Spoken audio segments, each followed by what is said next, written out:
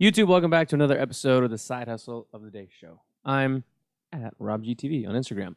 So yesterday on episode 8, I talked about a driving side hustle, and I thought to myself, I might make this entire week all about driving side hustles. It was a medical courier, kind of a little bit of a splash of automotive parts delivery world that I threw in there.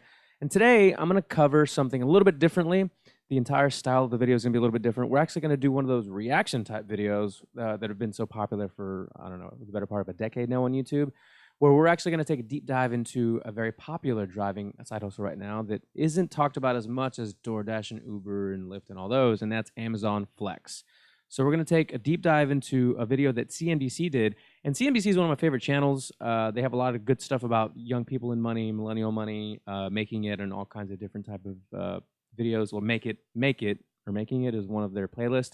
And my lady and I watch Shark Tank a lot, so we've gone back and over the last month or two, and from the beginning, because Hulu has every episode. So from sorry, I got a notification, got distracted, and I don't like to edit a whole lot.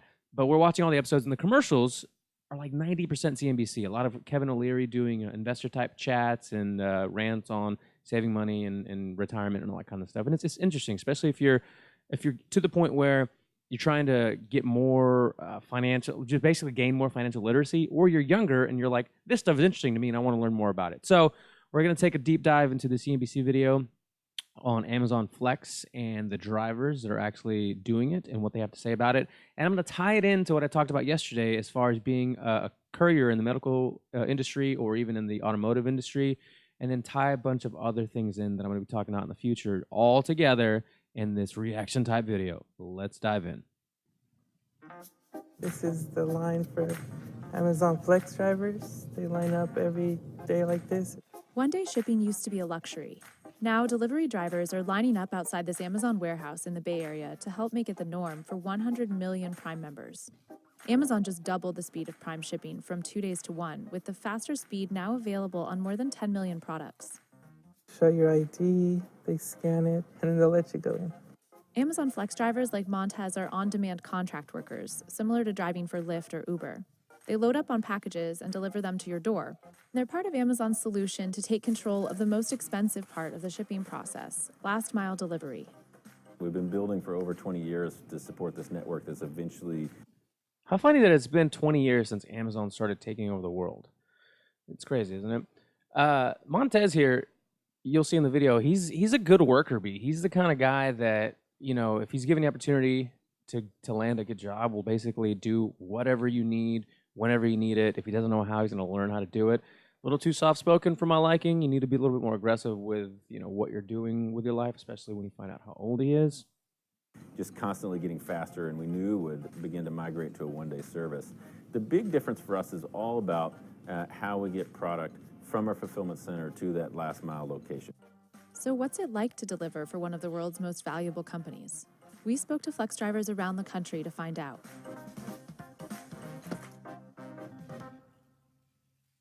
You place the order and poof.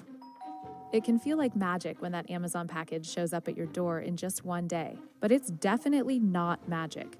Amazon spends tens of billions on shipping every year, and it set aside $800 million in the second quarter of 2019 to transition to one day.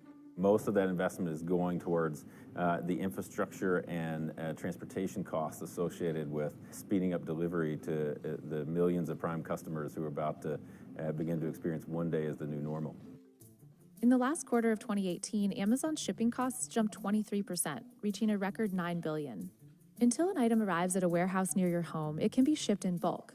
But then each package needs to be hand-delivered to a different address, which takes a lot of people and a lot of time. Amazon pays to outsource much of this to carriers like UPS and the U.S. Postal Service, which charge a fee. And those fees just went up. In January, the post office increased its last-mile shipping rate by 9 to 12%, depending on package size. Shipping stuff is expensive, right? So this is kind of one of the big first markers of note, and that goes for any industry that needs to get things from their fulfillment warehouses or from their offices to whoever the end consumer is. In the medical courier world, it's the same thing, but a lot of those things are even more time sensitive. Let's just say you need a specific prescription, or you got to get some tests, you know, from clinic, lab to whatever facility. they pay well. And it's basically, this is, a lot of these people have been doing this and are doing this as a job. Some of them, let's just say 50-50. I don't know exactly the numbers, but half of them do it as a side hustle, and half of them are doing it because that's the only job they can get. It's the only income they can generate. Which is why you should read books like .com Secrets and Expert Secrets to invest more in yourself and figure something else out along the way. You don't have to quit this or quit your other gig, but continue to learn, because you're driving. And like I said yesterday, that's some of the best time to consume information and content. So if you go find a medical courier company or a recruiter, I guess, that outsources that kind of job, you are more likely to be more secure in the job that you have rather than requiring on the app to get in line. You're still going to have to like wait in some lines and, load up your stuff. On the automotive side, that's definitely a little more labor intensive, because sometimes you'll have small parts, sometimes you'll have huge parts, but you'll also be waiting in line and kind of be out and about in the elements a lot of the time, just waiting for orders to come in, but you have a designated route. In this case, and in the cases we'll talk about later, you're requiring the app, in the refreshing of the app, to give you your routes. And it's just a little more sketchy. Not sketchy, but it's a little more, I don't know what I'm going to carry, how many I'm going to carry, what I'm going to get paid kind of thing for the blocks, as they call them. Or maybe you do, but let's just keep diving in. The less Amazon can rely on these shipping giants, the more it can control these costs. It's building up its own logistics network, They got their own planes. Primary, crazy. delivering 26% of its own packages last year. For last mile delivery, Amazon has small business partners, some delivering out of 20,000 Amazon vans. And in 2015, it launched Amazon Flex. I've been driving for Amazon Flex roughly since 2016, on and off. It started in November. You see what I'm talking about? Homeboy will work for you until his hands are bloodied, but he's a little too soft-spoken. If he were more assertive, he'd be running the show, not just a part of the show. 2018 here in Lexington, and that's when I started. For the most part, I like it. If you happen to live closer to the delivery station, I think it's definitely worth doing. If you go on the Amazon Flex Reddit, you'll see that there's so many people who are totally frustrated with the job, but they continue to do it. Isn't that very similar to a lot of everyone watching this and myself in the past when it came to the jobs we were in? Even the driving jobs I had, or the driving hustles that I had at the time, a lot of the time I hated them. I did that specific type of driving or job hustling for about 4 or 5 years. And a lot of the time it was great, but a lot of the time you're going to have your ups and downs, and that's with anything. But if this is your only means of income or your only source of generating revenue, you might want to rethink how you're spending your entire waking hours. Amazon Flex is available in about 50 U.S. cities. Anyone over 21 with a driver's license, auto insurance, and at least a midsize sedan can sign up. So I know in the medical courier industry and in the automotive hot-shotting, or what they call it, business, you need to be a little bit older typically. I think they like 25. That may have changed. It has been a while. Like I said, it's been a few years now. But 21, driver's license, auto insurance, and a 4-door midsize car. That's going to be the same thing for the medical courier, because you're not going to be carrying too many big things unless it's medical supplies. But in the automotive world, you're going to have a pretty big 4-door car, an SUV, and more specifically or preferably is going to be a truck. Anything from a Ford Ranger, because you need the bed sometimes for big parts and panels that you might carry. To a full-size truck, or even a cargo van or something. If you've got those kind of vehicles somehow at your disposal, that might be a better alternative. After clearing a basic background check, drivers in areas with open spots can start picking up and delivering packages. That's actually exactly how it is in the automotive world too. You'll pull up to warehouses or to bays, and you'll have your designated route. Here, these guys are kind of pulling in, and they're waiting to see where they're going to go and waiting to see how many things they're going to have. In the automotive world, if you have a truck I think this is a Ranger actually, you'll know where you're going, and then you won't know how many things you'll have, but you'll at least know the route before you get into the bay. Amazon wouldn't disclose how many drivers have signed up or what percentage of its last mile deliveries are made by Flex drivers compared to its shipping partners. But it did tell us the program is expanding. We build out these small businesses of the delivery service providers, and we have Flex, which is our on-demand crowdsourced delivery piece. So we need all of that to meet the various types of delivery we do in each of our geographies, and I think you're going to see expansion on all fronts there. Drivers use the Flex app to sign up for a block, which ranges from 3 to 6 hours. Then they head to a warehouse where they find out how many boxes they've been assigned to deliver in that time frame. Amazon advertises that drivers make $18 to $25 an hour. Flex drivers are responsible for their own vehicle costs. That as well will be a part of most contracted courier delivery type business, unless you get lucky, or I wouldn't say lucky because we're all hustling, right? We're trying to make our way. We're trying to make things happen. We're not relying on luck, even though sometimes it's in there.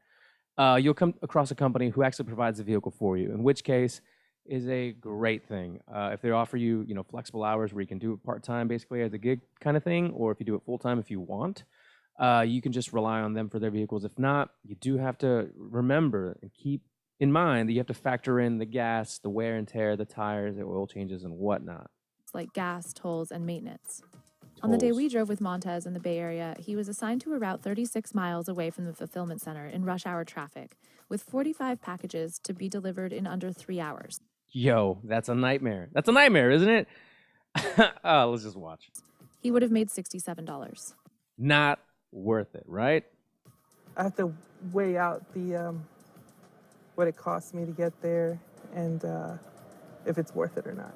In this case, it's not worth it. Hey, yeah, that's 36 miles. I don't know if I can take it. I might just have to forfeit it. Okay. Yeah, sorry about that. They will probably write you a ticket, which is just like, Yeah, that's fine. I appreciate it, though. Yeah. No money, and I'm going to get a write-up. I could get 2 of those before they deactivate me. And keep in mind, old dude, Montez has been with him almost since the beginning. I think he said 2016. But again, that's what happens when you go in there and you don't know what to expect. Like if you have a 40-mile drive in Los Angeles or in California traffic, it's just, you can't do it. It doesn't make any sense. You're just going to be frustrated. You're probably going to be driving erratically. You're going to get into an accident. You're going to waste all kinds of gas. You're going to be disgruntled by the end of the day. And you're going to hate your life. So let's just take the ticket, take the write-up, which is another thing that, geez, come on, man. But it's part of the system right now. It's kind of how everything's laid out. I'm sure it'll improve as things go on, but it is what it is right now. Instead, Montez helped a friend on his route that day, something they do often, needing 2 sets of hands to get the job done on time. One thing you'll see is we're constantly parking, looking for parking. But when you have someone helping you, you just grab the box, you have it ready, scan it, drop it. It just makes more sense. His friend made $105 delivering around 46 packages in 3.5 hours. Okay, that's not bad. 3 hours, $100 and some change. 46 packages is a lot. I hope a lot of them were small, but it's not terribly bad. If you average it out, it seems like they have pretty fuel-efficient cars for the most part. These are like the good days that makes you want to continue doing Amazon, but there's obviously bad days too. So. Unlike Lyft and Uber drivers who can simply turn off the app when they're taking a break, Flex drivers are paid an hourly rate with a set time to complete deliveries within, so many feel pressured not to stop. Do you feel like you have time to take breaks? Do you feel like you can find a restroom? No, absolutely not. So I try to go before my shift and then just hope that I don't have to go during it. Some drivers, like Elbert, asked us for varying degrees of anonymity because they want to protect their privacy or their ability to keep working with Amazon. Albert sounds like he likes to complain. No, absolutely not. I can't stop. I can't take a leak. I can't use a restroom. No, not at all. I just can't do it. You could probably do it, man. You probably absolutely could. I've been in those predicaments. It's rare when you absolutely can't stop to use it almost sounds like I think we've all been in a job where you can't leave the cubicle. You got to ask for permission. It feels like you're back in, preschool. But I think he's just had one too many bad days. It's definitely not as bad as some of these people are going to make it sound. I'm assuming. I don't know. Kind of a little bit. You're already an hour in. Because they'll send you someplace and there'll be traffic. I'm in LA. There's traffic all the time. I have to deliver 20-some packages each hour just to finish within my block. So, you feel anxious and stressed. But Flex drivers we spoke to in less congested regions, from Arizona to Kentucky to New Jersey, said they're rarely assigned too many packages, and they often finish deliveries early, making the pace relaxed and the hourly pay much higher because you're paid for the full block no matter how long it takes you. It's really easy. A lot of routes I actually finish early. So coming out between $25 and $30 an hour doing Flex. You just deliver one package and your 3-hour block that's done in 20 minutes. That's rare, but it happens. When it does take longer than the assigned number of hours to deliver, Before they move on, That is a nice part of some of these route-based courier type jobs. If you finish the route early, you're contracted for the day or for that. They call them blocks. I think 3 to 6 hour blocks. With the other more larger scale, not larger scale, but just regular gigs. Part-time jobs. Let's just call them. You have part-time or full-time, and if you finish them in 2 hours and you've been contracted for 4 or 5, you're done. That's a real nice part of it. That happens more, I think, in that world than it sounds like it ever happens in this world. Flex drivers can call Amazon to request an earnings adjustment, although some told us it's not always approved. Anytime I'm overwhelmed and it's not feasible to complete it in 3.5 hours within my block, I'll just call them at the end and say, I finished at this time. You can check it in my app. And usually, it goes without a problem. Sometimes they compensate you and sometimes they wouldn't. Like, nobody really knows. It's like you send an email and hope and pray that you get paid for the overtime. Most Flex I don't know why, but when I hear him talk, Jonathan, I think he could be a good stand-up comedian. I think he could really be a creative type of hustler. Hashtag creative hustler. Hashtag creative hustler. If you wanted to, but if he hears this, do it, man. drivers we talk to supplement their income with other gig jobs like Uber, Lyft, Postmates, and DoorDash. Flex is more labor-intensive, with repeated hopping in and out of your car and sifting through piles of packages to find the right one. But it's appealing to some.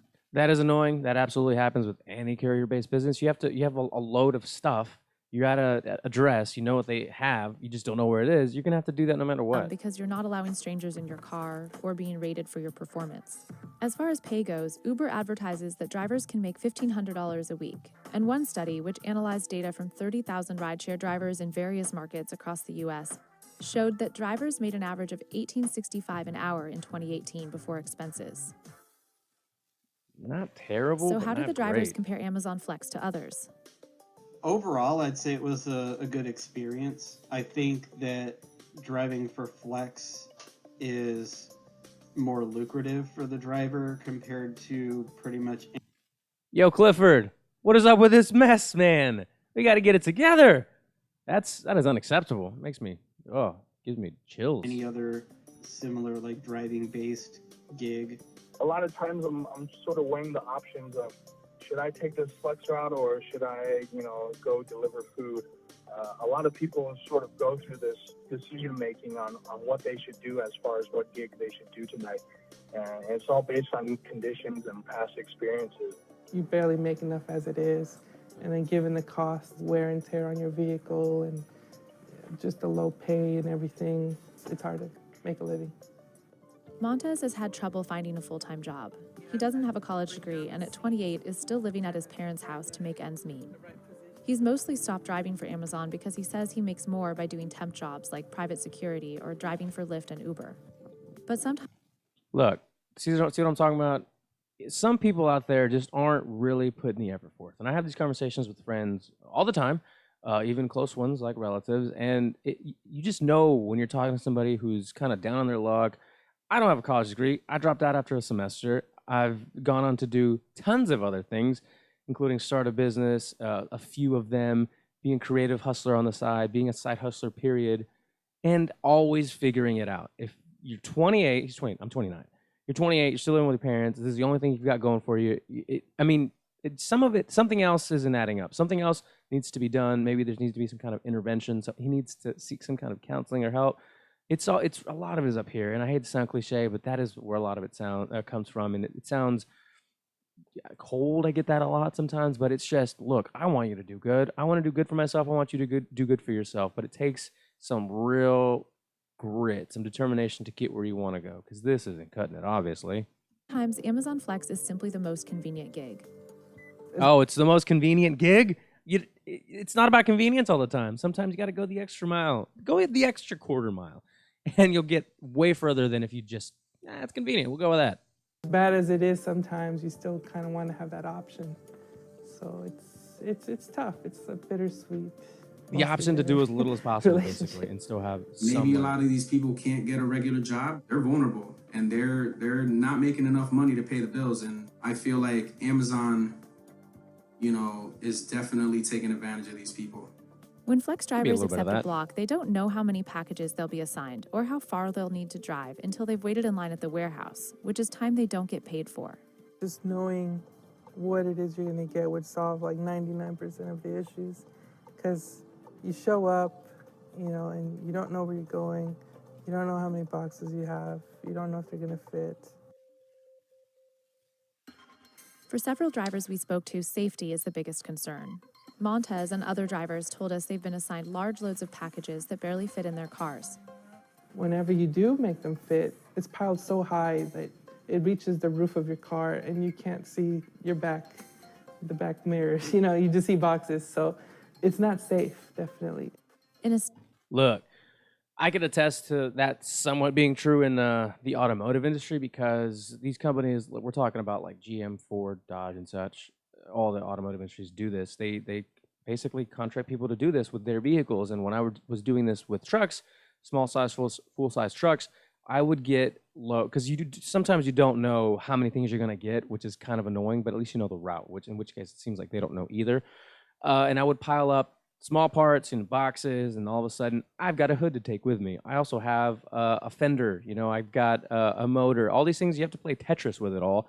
And sometimes I've had some pretty scary situations where it's piled up over the roof, but you have like nets, and you've got the straps that come along, type of straps where you can make sure it's all nice and padded down. But it can be sketchy sometimes, but you figure it out. You have some ingenuity in you. You pull it out of the air, you use your brain, use your noggin, and you figure it out.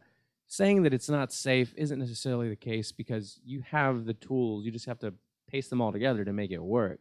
Statement, Amazon says, safety is our #1 priority. We communicate with delivery partners regarding safety topics, including safe loading practices. Another issue, Amazon does not provide flex drivers with any branded clothing to identify them. Rapper Ice-T tweeted about this last month, saying he almost shot a regular person making an Amazon delivery. And Amazon tweeted back that they'd escalate this to our logistics team for review. That is scary and very sketchy.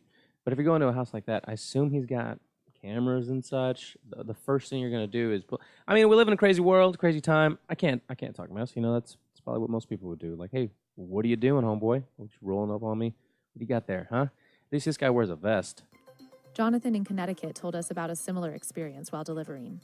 I'm pulling up to this house. I get to the front door, and this guy just comes running out like, "Hey, what are you doing?" And he's talking so fast, and he's just like, he was just talking so fast, and he wouldn't let me talk. So I had to yell and say, "I'm with Amazon, and I'm just delivering your package." And I was thinking, I'm in Connecticut, I'm a Puerto Rican guy in a white guy's yard, and like, hey.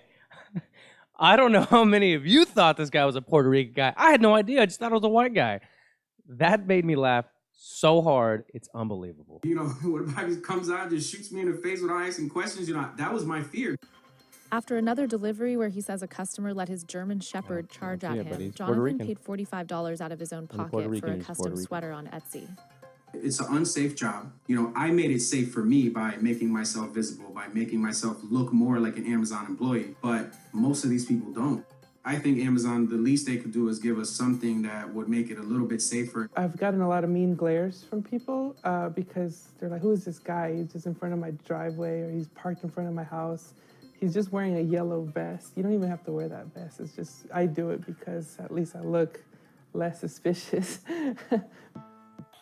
For those who rely heavily on Flex for income, the pressure is extra high to finish one block of packages and get on to the next. Sometimes I will feel like I need to rush, and sometimes I'll have to go to the bathroom real bad, but I'll have to hold it in because I'm not exactly in an area where there are any restrooms or stores nearby. And then sometimes I kind of have to bend the rules of the road a bit so I can get back to where I was supposed to be going. Several drivers told us the Flex app is part of the problem. Since the navigation in the Amazon app isn't good, but it can be dangerous because it will try to send you the wrong way on one-way streets. And some drivers told us the way the app works encourages distracted driving. Unlike Lyft and Uber's apps, which send new rides to drivers' phones automatically, the Flex app requires drivers to manually tap refresh to secure their next assignment. Competition can be high, and blocks are assigned on a first-come, first-served basis. So drivers who want to make more money are constantly tapping the Flex app even while driving. If you want to get blocks, they're trying to hustle, then you have to be tapping on that refresh button in the app pretty much constantly. But how do you do that while you're delivering? So it encourages people to do it while they're driving. You're constantly on your phone while driving, and that can become dangerous. yet people have to, make some kind of living, so they're always checking their phones. A lot of people that are desperate. Look, if you're going to be on your phone anyway, you're going to use tech, learn other ways to use tech is all I'm saying. If you know that you only have, X amount of window to do this, but you have other skills with tech somewhere else, you don't have to only rely on this. If you're in the gig economy is so big right now, there's so many things to do on and offline. This isn't a bad video. It's decent. A lot of it is very true in other industries that aren't with a company as big as Amazon. But a lot of these news sources make it sound way more like dark, ominous, kind of like sketchy. Should I do it? Should I not? But it's just like any job. It's gonna have its pros and its cons. And I think that if you want to do this, I think it's great. I have no need to do this, but because I like driving so much and just listening to podcasts as I drive and deliver, I used to love doing that. It was just something peaceful about it, especially in the area I was in. Wasn't too much traffic until a certain part of the day, and then you hit Houston traffic, which is like almost like Los Angeles. And they're looking for work when they're driving. Inevitably, please don't let it happen to me or anyone I know, but this is going to cause collisions, and it could cause loss of life because people are taking attention away from the road while they're looking for work. So you know why they said that? I'm on my phone while I'm looking for work. I bet you all these people would be on their phone anyway if they weren't working, but I know what they got to do for the peace. Other drivers told us they feel unsafe because routes are rain's the worst. assigned without factoring in weather hazards or type of car. Like one time when Montez got stuck in a muddy driveway on a rainy day while helping on a friend's route. I called the support, It sounds like he was just going mudding. and I said, hey, this is what happened. Can you guys help me? And they're just like, no, and how many boxes do you have left? And, can you finish your deliveries? I'm just thinking, wow, that's the first thing you ask me. I called a tow truck. I had to pay for that out of my own pocket because there's no benefits. I ended up losing money that day, and I still had to finish my deliveries. In a state, It's not funny, but when, I just, after watching the video with him so much, when he talks, it kind of makes me giggle. But I have a story like this. I got rear-ended one time when I was driving one of my small-size trucks delivering automotive parts. And I got rear-ended, and I just couldn't, my neck got stiff. It wasn't a terrible, rear-end accident, but enough to where I had coffee in my hand, and it made me spill the coffee, and it just really jerked me. And almost instantly, we pulled over, we switched information. He was like, man, I'm so sorry. He was freaked out. He was in a nice BMW. BMW was trashed, my truck, so. So anyway, switch information, called my dispatcher to let him know the way he called his dispatcher to let him know. And he was like, well, how many more deliveries you got? How much time, I was like, I can't do this, man. I got to go get checked out. I can't even move my neck. And the first thing they were concerned about, and it's a dog-eat-dog world, they wanted to know if I could finish the deliveries. They had to get someone else to meet me where I had the accident. They took all my stuff and put it in their truck, and they finished the route. And I went to the hospital. I went to the emergency room. I went to go get x-rayed and checked out.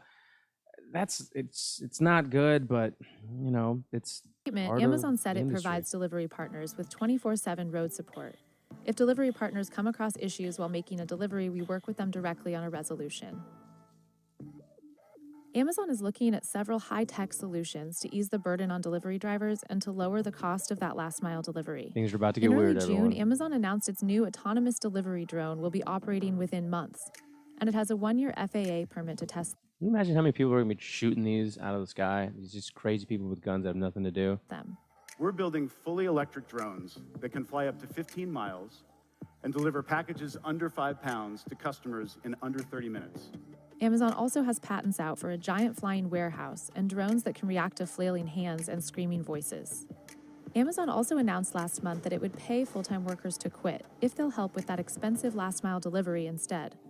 The program offers as much as $10,000 to employees who want to leave the company and start their own package delivery services. This could help Amazon grow its number of small business partners that deliver that last mile alongside flex drivers. The early response is great. We give 3 months' salary as a further support. We lease vans and vehicles to people who sign up for this, and we ensure that they have enough work so that it's a viable business. It allows us to complement the capacity that we have with our great carrier partners. And over 16,000 employees have already taken us up on this. That's pretty cool. That's what a lot of these companies do. So the companies that I've worked for in the past, it's basically like they saw that there was a void in the market. They saw that there was a need, and they filled that need, right? So the medical courier companies, a few of them that I've worked for and kind of contracted with, were just like a couple of dudes or a couple of people, friends. A lot of them were friends that just started this business where they saw a need for getting medical devices or medical prescriptions to, from the clinics to them, to the fulfillment center, and then out to the people that needed them. And they just started contracting people. They built this business slowly but surely. They got more contracts. They got bigger, and that's basically what they've done. I haven't looked into this program that they've offered, but I read about it when it first came out a little while ago, and it's pretty cool. Like, it gives you the opportunity to be a real entrepreneur if you really want to try to scale a business to a degree. Like, get easy access into it. Like, they're paying you to start it essentially. You got to have a little bit of knowledge on how you would go about using that money that they give you to start it, but they lease you the car. You basically become a partner with them so that in the future, instead of, I don't know, maybe they go away from Amazon Flex where they're having independent people just come and go in these blocks. They get to a point where they've built up this network of contract type companies that have their own group. You have 10 companies, for instance, we'll say, and each one has 10 drivers, and you only go to those 10 companies for this specific city or this specific area, and that's who does all the deliveries. They've then cut out the post office and the UPS and the FedEx, and they've been able to cut down on their costs because this is a partner of theirs. This is somebody that they helped start, and so they have a little bit more control over what it ends up costing them. It's pretty cool. Amazon is even testing a new sidewalk robot called Scout to help with that especially labor-intensive last-mile delivery. But until drones and robots take over that task, Amazon will still need to rely on a variety of people to bring us our packages in just one day. I don't order a whole lot of stuff on Amazon. My lady orders stuff probably 2 or 3 times a week, so she orders quite a bit on Prime, and it's pretty cool. I'm not a big consumer of stuff. I don't buy a lot of things. If I look at this desk, I definitely got a lot of these things on Amazon, but I don't find myself on there too often just shopping. So that was a deep dive in the video. So that was a different approach to doing one of these videos. I just really liked the way that video was done for the most part. And I wanted to give my 2 cents on a lot of what they were talking about because I've done it. I did it for years, and I didn't do it with a company like Amazon, who's such a huge, giant, just monster of a company who's taking over the world and will slowly eat the entire world, literally, with their networks and their cars and drones and stuff. Anyway, but it hopefully the people watching, again, this is a new channel, so when this drops, I might get 5 or 10 people to watch this, but as months and weeks go by, more and more people hopefully will see this. And it's not talked about enough, in this gig economy, side hustle type of economy that we're in, where people are trying to do extra to, earn extra income. And I think that's all great. I think you should be doing as much as you can to make extra money. Save it, invest it, figure out what you want to do with it, build something greater as you're making this money, especially if you're in your 20s or even teen years. But this kind of stuff isn't really like what I've been talking about hasn't been mentioned. Like, I don't know that a lot of these side hustlers, they're all like trying to make money online only, know what it's like to actually go out and do some real hustling. Working in those delivery courier type of businesses can be a grind, but you can get lucky. I've gotten lucky with some really good companies that made the year, 2 years, 6 months that I was with them really pleasant, made some good money and moved on to the next opportunity. Eventually rolled all that into a small business that I started, and anyway, we can get to that stuff later. But even take some examples from Gary Vee. If you don't watch his Trash Talk show, it's pretty interesting. Dude's a multi-millionaire, still goes to garage sales and flips his stuff, makes some money, right? So I just basically clean my place out, and I don't consume a lot, right? But I had some stuff here, knickknacks and things that I was like, I don't need that. Posted 8 items on eBay just the other day. It's like a 7-day auction. One of them already sold, made 43. They give you a 60-day total, but I'm telling you it was in the last week. I don't know if you can see that. $43. I don't know if that was kind of blurry. I've got another bid, 3 more bids actually at the bottom there, as you can see. Maybe it focuses, I'm not sure. So it made $43. There's another one for 15, 40, and 85, and those bids just came in literally this morning as I recorded this video. So it's another $140 on just stuff that was laying around the house. So that's another idea of like, oh, maybe I want to do this this whole arbitrage business where you go. Actually, yesterday, this video is getting kind of long, but I was at Walmart. And I was getting a water filter for our Brita faucet thing. And this guy, I saw what he was doing. He had his eBay app out, and he was going through the toy section at Walmart and just scanning toys and seeing what they had sold for on eBay. it's a hustle. It's something he likes to do on the side, I'm sure. There's some kind of high that you get from buying something low and selling it high. And I've been doing it since I was a kid. But anyway, guys, that was today's episode. Please drop a like below, subscribe to the channel, hit the bell notification so you know when I drop videos, which is every single Monday through Friday. And leave a comment. Let me know what kind of side hustle you've got going on. Join the email list at Side Hustle of the School. Side Hustle of the School. I'm remembering one of my favorite podcasts at sidehustleoftheday.com. I'll see you guys tomorrow.